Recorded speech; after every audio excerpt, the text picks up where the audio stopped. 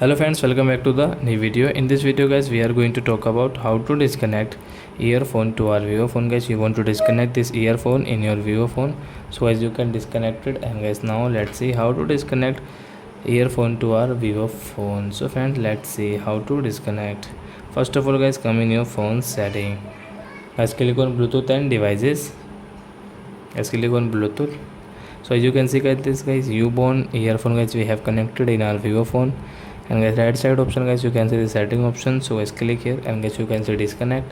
So guys, this earphone will disconnect in your Vivo phone. So I hope friends you have understood how to disconnect earphone to our Vivo phone. So that's it guys, thanks for watching my video. Now we will meet on next video with new topic. Before going, please go and like my video, subscribe my channel. Bye bye friends, thanks for watching.